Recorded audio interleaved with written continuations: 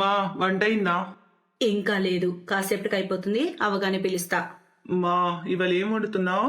ఆలు కూర చపాతి. ఏంటమ్మా ఎప్పుడు చూడు ఆలు ఆలు, ఇంకేదన్నా వండొచ్చు కదా, స్పెషల్ పన్నీర్ లాంటివి ఏమైనా చేయొచ్చుగా. ఆహాహా, పన్నీర్ ఎంత భారమైందో తెలుసా రేటు? నోరు మూసుకొని ఆలు తిను, ఈ సీజన్ లో ఆలుయే చవక. అరే మా, అప్పుడప్పుడన్నా ఏదైనా స్పెషల్ చేస్తుండు. అరే బాబు, డబ్బులు కూడబెట్టడం నేర్చుకో, ముందు ముందు పనికొస్తాయి. లలిత ఈ మాటలు విని ఆమె కొడుకు రామ్ కోపంగా లోపలికి వెళ్లిపోతాడు. ఈ కథ ఒక అత్యాస పీనాసి కుటుంబంది. లలిత, ఆమె భర్త లక్ష్మీరామ్ అత్యాసపరులు. చాలా డబ్బున్నప్పటికీ చాలా పీనాసోళ్ళు. ఈ విషయమై వాళ్ళ కొడుకు రామ్ చాలా చింతిస్తూ ఉంటాడు. కాని వాళ్ళ అమ్మా నాన్న ముందు ఏమీ మాట్లాడలేడు, మౌనంగా బాధపడటం తప్ప.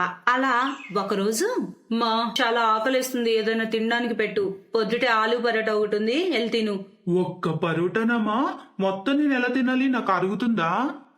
అయితే ఒక పని చెయ్యి, అందులో సగం మీ నాన్న కట్టే పెట్టు. ఓరి దేవుడా, సరే మరి నువ్వేం తింటావు? నా గురించి బాధపడుకో, సాయంత్రం పెళ్లికి వెళ్ళాలిగా, అక్కడ గట్టిగా తినేస్తాను. కానీ పెళ్లి రాత్రి కదమ్మా. ఓ అయితే ఏమైంది, ఇప్పుడు పొట్ట ఖాళీగా ఉంచుకుంటే రాత్రికి గట్టిగా తినొచ్చు కదా బాబు. అమ్మా నువ్వు మహానుభావులు నాన్న.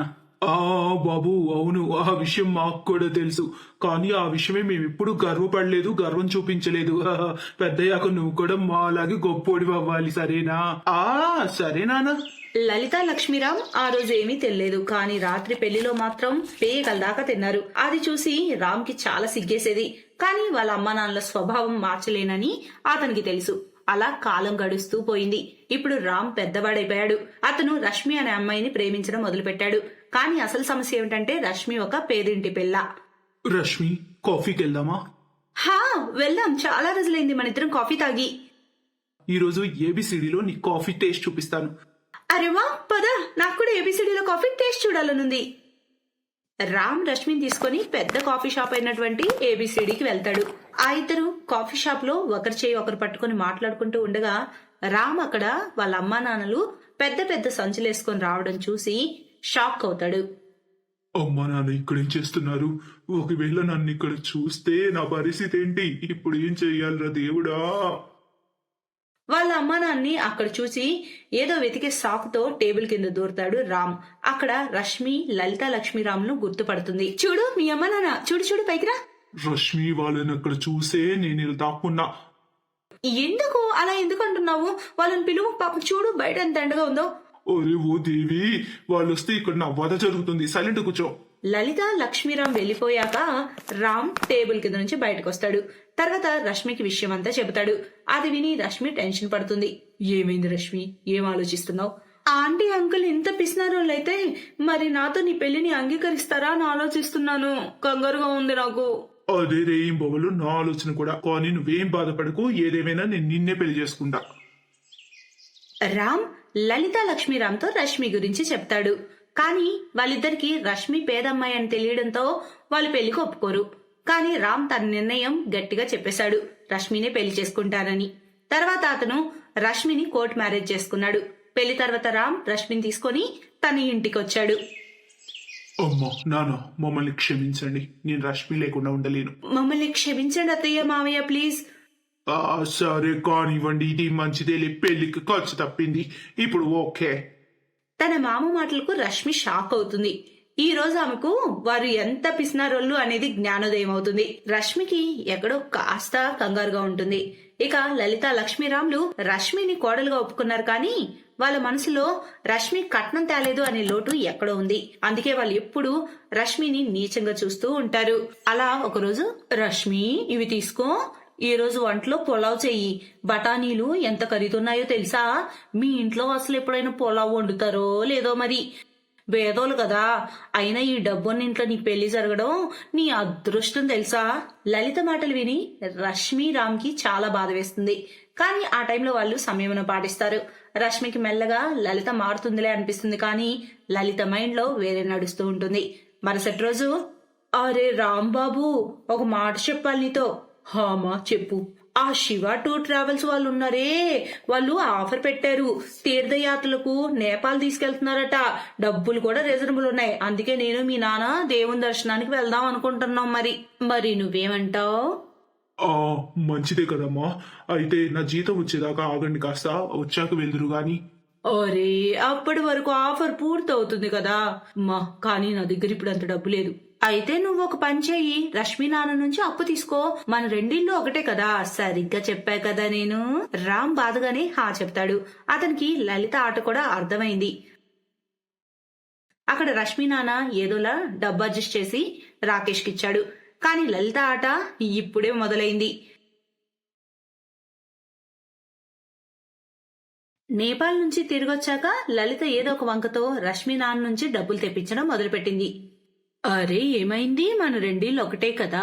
సరిగ్గా చెప్పానా నేను? హా అత్తయ్య, మీరు సరిగ్గా చెప్పారు. అలా రోజులు గడుస్తూ పోయాయి. ఒకరోజు రష్మి ఇంట్లో అందరి కోసం బిర్యానీ చేసింది. అది అందరికి బాగా నచ్చింది.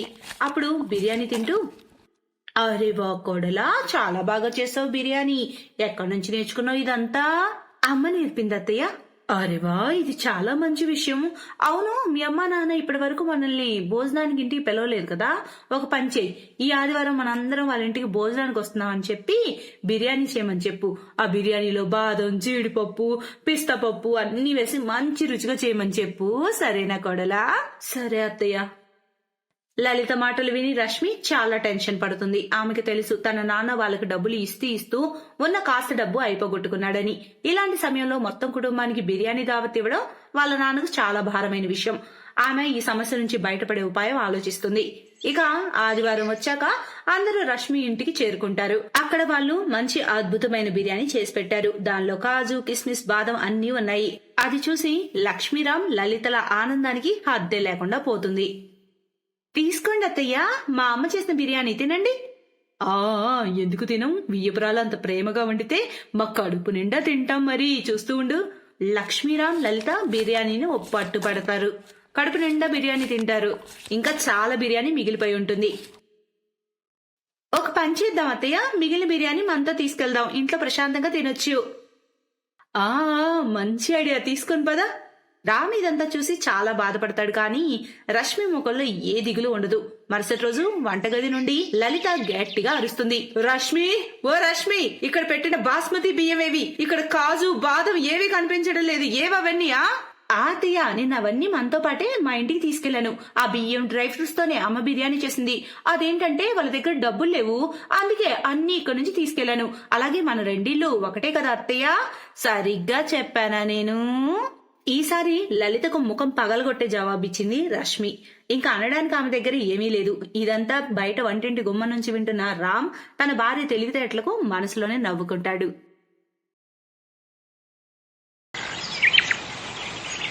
రండి రండి, 100 రూపాయలకు బదులుగా కడుపు నిండా పులావ్ తిని వెళ్ళండి. అన్లిమిటెడ్ పులావ్, ఎంత కావాలో అంత తినండి. రండి రండి. ఒకతను ఫుట్పాత్ మీద పనీర్ మరియు పులావ్ కాంబో అమ్ముతున్నాడు. 100 రూపాయలకే అన్లిమిటెడ్ పులావ్ అమ్ముతున్నాడు. కానీ అతను అనుకున్నంత లాభం రావట్లేదు. ఒకరు ఎంతని పులావ్ తింటారు? అన్లిమిటెడ్ ఆశతో తినడానికైతే వస్తారు, కానీ ఎక్కువగా తినలేరు. అయితే అప్పుడే అక్కడికి శీతల్, పూనం మరియు పాయల్ వచ్చారు. అక్క, 100 రూపాయలకి అన్లిమిటెడ్ పులావ్ తింటావా? ఎందుకు తిన్నా? ఏ బాబు, 100 రూపాయలకి అన్లిమిటెడ్ ఇస్తావు కదా? అవునండి, ఎందుకు ఇవ్వను? ఇప్పుడే ఆలోచించుకో, తర్వాత ఏడుస్తూ కూర్చోకో. అరే మేడం, తినడం మొదలు పెట్టండి, 3 ప్లేట్లు ఇస్తాను. ఆ బండతను 3 ప్లేట్ల కాంబో పులావ్నిచ్చాడు. ఒక్క నిమిషంలోనే వాళ్ళు ప్లేట్ మొత్తం అవగొట్టారు. అబ్బా, టేస్ట్ చాలా బాగుంది, ఇంకా ఇవ్వు. తీసుకోండి. బండివాడు పులావ్ పన్నీర్ ఇచ్చాడు. ముగ్గురు మళ్ళీ అంతా తినేశారు. ఇంకా ఇవ్వు. వాళ్ళ ముగ్గురు తింటూనే ఉన్నారు, ఇతను ఇస్తూనే ఉన్నాడు. అయ్యో రామా, వీళ్ళు ముగ్గురు అంతా అవగొట్టేటట్టే ఉన్నారు. ఎంత తిండి పోతులో వీళ్ళు ముగ్గురు. అయితే నిజంగానే ముగ్గురు పులావ్ మరియు పనీర్ అంతా అవగొట్టేశారు. ఆఫర్ అయిపోయింది, ఈ రోజు నుంచి అన్లిమిటెడ్ బంద్ చేశాను. ఆఫర్ అయిపోయింది. అయ్యో దేవుడా, నాకెంత నష్టం కలిగింది. శీతల్, పూనం మరియు పాయల్ అక్కడి నుంచి వెళ్ళిపోయారు. మరియు ఇంటికి వెళ్లి అరుస్తూ ఇలా అన్నారు.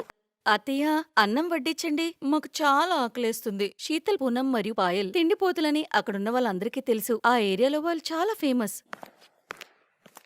ఇది కడుపా లేక నుయ్యా? అలా వెళ్తూనే ఉంది. కడుపే అత్తయ్య, కాని మేం కొంచెం ఎక్కువ తింటాం. కొంచెం ఎక్కువ?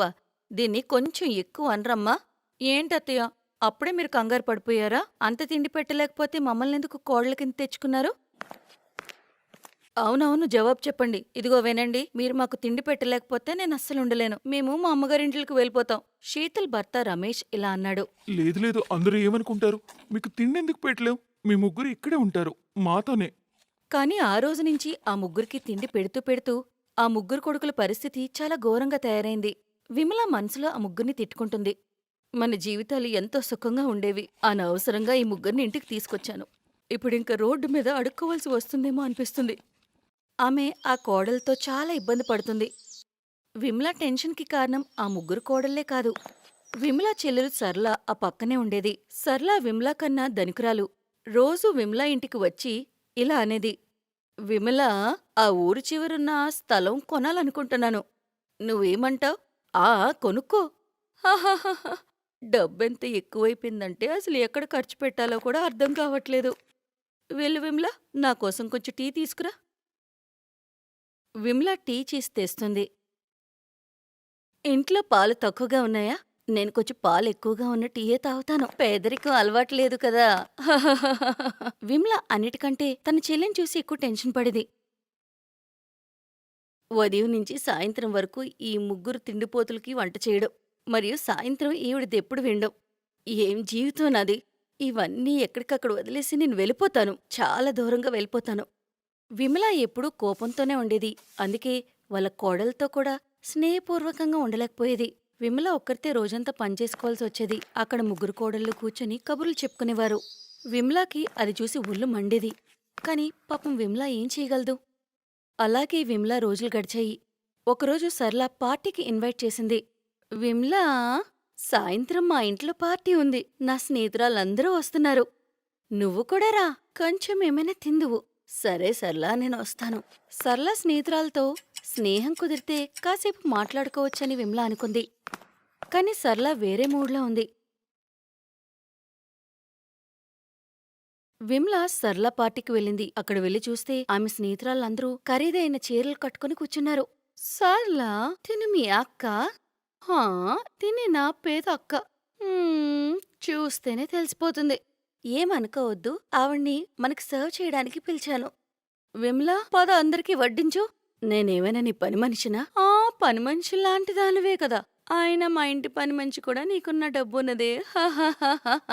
విమలాకి చాలా బాధనిపించింది. అప్పుడే తనకొక మంచి ఐడియా వచ్చింది. నీకు డబ్బుందని చాలా పొగరు కదా. నీ దగ్గర చాలా డబ్బుందని నువ్వు అనుకుంటున్నావు కదా. ఆ, డబ్బైతే ఉంది, అందుకే గర్వం కూడా ఉంటుంది. సరే, అయితే నా కోడల్ని భోజనం పిలు, మరియు కడుపు నిండా నూడిల్స్ పెట్టు. చెప్పు, చేయగలవా? ఇది సర్లాకి చాలా చిన్న విషయం. ఏం సర్లా? సర్లాకి విమల తిండిపోతు కోడళ్ళ గురించి తెలుసు. కాని తన స్నేహితురాల ముందు ఏమనలేక ఆమె ఒప్పుకుంటుంది. సరే, నేను మీ ముగ్గురు కోడలికి కడుపు నిండా నూడిల్స్ తినిపిస్తాను. సరే సరే, తీసుకొస్తాను. కాని వాళ్ళ కడుపు నిండినంత వరకు తినిపిస్తూనే ఉండాలి. ఆహా, కడుపు నిండా తినిపిస్తాను, తీసుకురా. విమల ఇంటికి వెళ్లి ముగ్గురు కోడళ్ళకి నూడిల్స్ కోసం చెప్తుంది. ఇది వినగానే ఆ ముగ్గురు కోడళ్ళు చాలా సంతోషించారు. పదండి అత్తయ్య, పదండి, నాకు చాలా ఆకలేస్తుంది. ఎన్ని రోజుల తర్వాత నూడిల్స్ తినడానికి దొరికింది. సరే వినండి, ఈ రోజు వరకు మీకెప్పుడూ కూడా తక్కువ తినమనే చెప్పేదాన్ని. కానీ ఈరోజు చెప్తున్నాను, మీకెంత కావాలంటే అంత తినండి. కడుపు నిండినంత వరకు తినండి. ఆ సర్లా పొగర్ను అణచండి. అరే అత్తయ్య, మీరేం టెన్షన్ పడకండి. మీ అవమానానికి మేం ప్రతీకారం తీసుకుంటాం. విమల ముగ్గురిని తీసుకుని సర్లా ఇంటికి వెళ్ళింది. త్వరగా నూడిల్స్ తీసుకురండి, కడుపులో ఎలుకలు పరిగెడుతున్నాయి. సర్లా నూడిల్స్ తెచ్చింది. కాని ఒక్క నిమిషంలోనే వాళ్ళంతా అవగొట్టారు. ఇంకా తీసుకురండి, దీంతో ఇంకా ఆకలి పెరిగింది. సర్లా బయటించి నూడిల్ తెప్పించింది. రెస్టారెంట్ నుండి నూడిల్ వచ్చింది. సర్లా డబ్బులిచ్చింది. ఆ నూడిల్స్ కూడా 2 నిమిషాల్లో అయిపోయింది. అరే, ఏంటిది? నూడిల్స్ కొంచెం కొంచెం తెస్తున్నారు. బకెట్తో తీసుకురావచ్చు కదా. బకెట్లతోనా? సరే. సర్లా దగ్గరలో ఉన్న రెస్టారెంట్స్ అన్నిటి దగ్గర నుంచి నూడిల్స్ తెప్పించింది. విమల పక్క నుండి నవ్వడం మొదలుపెట్టింది. మరియు ముగ్గురు తింటూనే ఉన్నారు. దగ్గరలో ఉన్న రెస్టారెంట్స్ అన్నిటిలో కూడా నూడిల్స్ అయిపోయింది. అప్పుడు సర్లా దూరంగా ఉన్న రెస్టారెంట్స్ నుండి తెప్పించింది. ఆమె డబ్బులిస్తూనే ఉంది. ముగ్గురు కోడళ్ళు తింటూనే ఉన్నారు. ఆ ముగ్గురు రాత్రంతా నూడిల్స్ తింటూనే ఉన్నారు. మరి ఉదయం, ఇప్పుడు కొంచెం మంచూరియా దొరికితే భలే ఉంటుంది. సర్లాకి కోపమొస్తుంది. లేవు నా దగ్గర డబ్బులన్నీ అయిపోయాయి. వెళ్ళండి మీరిక్కడి నుంచి. ఏ, నువ్వు బాగా డబ్బున్నదనేవు కదా. సర్లా నువ్వే కదా పందెం పెట్టుకున్నావు. అప్పుడే డబ్బులెలా అయిపోతాయి? డబ్బులేవి లేవు. లేవు. డబ్బులు లేవు. వెళ్ళండి ఇక్కడి నుంచి. లేవు నా దగ్గర డబ్బులు. పొగరబోద్దానా? ఇక మీదట నా ఇంటికి రాకు. అర్థమైందా? కడుపు నిండా నూడిల్స్ పెట్టలేదు గాని వచ్చింది పొగరు చూపించడానికి. విమల ఆమె ముగ్గురు కోడల్ని తీసుకుని ఇంటికి వచ్చింది. మరియు ఆ ముగ్గురితో స్నేహం మొదలైంది. అత్తయ్య మంచి గుణపాఠం చెప్పారు సరళ పినికి. కరెక్ట్గా చెప్పింది. మళ్ళీ ఇంకెప్పుడు ఇక్కడికి రాదు. మంచి పనైంది. అత్తయ్య మీతో అనవసరంగా గొడవపడేవాళ్ళము. మీ మనసు చాలా మంచిది. కలిసి పనిచేసుకుందాం, కలిసి వండుకుందాం. అత్తయ్య ఇప్పుడు ఇంటి నుంచే క్లౌడ్ కిచెన్ కూడా ఓపెన్ చేసుకోవచ్చు. మనం ఇంటి నుండి అన్నీ తయారు చేసి పంపించవచ్చు. మనం డబ్బులు కూడా సేవ్ చేసుకోవచ్చు. మాకు తెలుసు మేము ఎక్కువ తింటామని. ఇకపై మనం అందరం కలిసే వంట చేసుకోవచ్చు. డబ్బులు సంపాదించుకుందాం. అప్పుడు టెన్షన్ కూడా ఉండదు. ఆ తర్వాత రోజు తన తిండిపోతు కోడలతో కలిసి వంట చేసుకునేది. ఇంటి నుండే అమ్మేవారు మరియు డబ్బులు సంపాదించుకునేవారు. విమల ఇల్లు కూడా సుఖశాంతులతో నిండిపోయింది మరియు అందరూ అలాగే సంతోషంగా ఉండసాగారు. Thanks for watching.